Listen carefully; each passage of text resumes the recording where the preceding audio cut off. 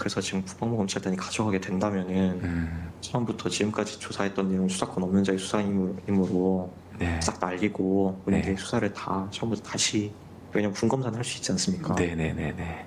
그래서 처음부터 다시 할 그렇구나. 계획이 혹시 있는 건 아닌지 좀 너무 음. 우려가 됩니다. 만약 그러니까 그렇게 된다, 그 시나리오처럼 된다면 예. 이제 이건 다 어차피 무효가 되니까. 예, 저는 최악의 경우를 제가 상상해서 좀 말씀을 드린 건데, 네. 그러니까 근데 뭐 그걸 대비해 놓는 게 어려운 일은 아니지 않습니까? 그냥 네, 사본 네. 떠놓고 그냥 네. 잘 좀 보관을 숨겨놓고 하나 네. 하나 정도 세상에서 없어지지 않게. 알겠습니다. 예, 감사합니다. 예. 이게 지금 형식적으로 내사 단계에서 하신 거지만 뭐 국방부 이거 다 알지 않습니까? 사실상 네. 수사라는 거를. 네. 그래서 그런 명분 세워서 그냥 다 세상에서 없어지지는 않을까 좀 걱정이 되는 부분이 참 있습니다. 알겠습니다. 감사합니다. 예, 네. 너무 무서운 일입니다. 네, 지금 그 일선의 검사와 수사관들이 대화한 내용입니다. 무서운 일이다. 그리고 세상에 이 일이 없어질까 너무 두렵다. 그래서 만일을 대비해서 복사를 해놓고 사본을 보관을 해야 된다. 이런 얘기를 하고 있습니다.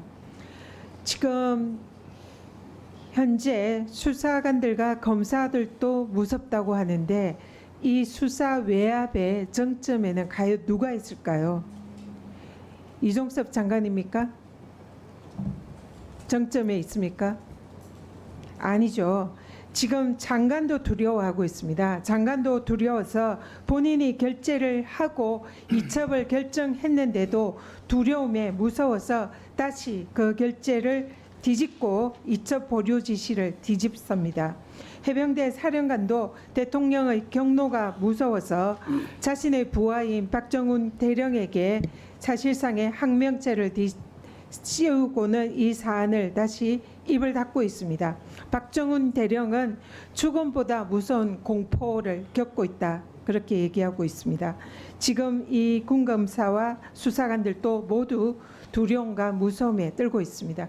여기에 있는 사실상의 대부분의 증인들이 선서도 못하고 사실상 이 사실에 대해서 입 닫고 거짓말하고 있는 것은 모두가 이 정점에 있는 한 사람, 그 사람 때문입니다. 경로설, 대통령이 경로하니까 모두가 입 닫고 태도를 바꾸고 사건의 진실을 외명하고 급기야는 사건을 뒤바뀌어서 피의자와 피해자가 바뀌는 그런 지금의 상황인 것입니다. 박정훈 대령님. 예.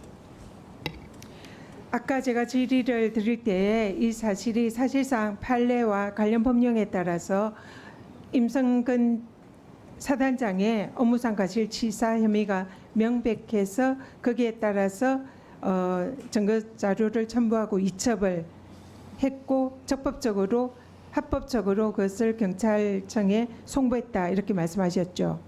네, 그렇습니다. 이 과정에 불법적인 건 없었죠. 예, 장관 결재 날 때까지 일체 그런 불법적인 요소 없었습니다. 네, 관련 법령에 따라서 합법적으로 경찰청에 이첩한 사안이 이 사안이 법과 절차를 무시하고 다시 이첩이 보류되고 범죄 혐의자와 범죄 혐의를 빼라. 그리고 이 사건 기록이 해수가 됩니다. 그러면은 이런 것은 이 사실상 권한을 남용해서 공무원들에게 의무 없는 일을 시킨 직권 남용에 해당한다고 보이죠. 예, 직권 남용에 해당한다고 생각합니다.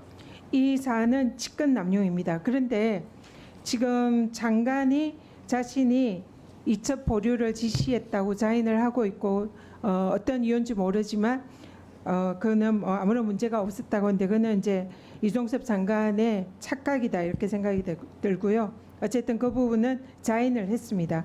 그리고 범죄 혐의자를 빼고 범죄 혐의에 대해서 지시를 한 것도 장관이다라고 지시했고 유재현 법무관리관도 어느 정도 자인을 했습니다. 그러면 이 회수에 관해서는 과연 누가 했냐? 이종섭 장관은 회수는 한 적이 없다.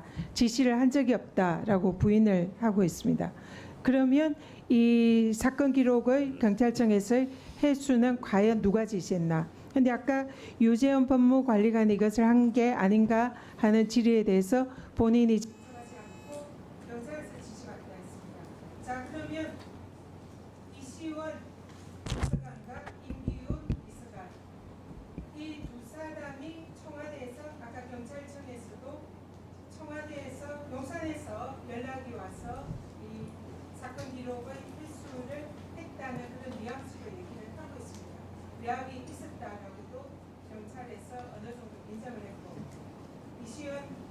윤기훈 증인에게 묻겠습니다.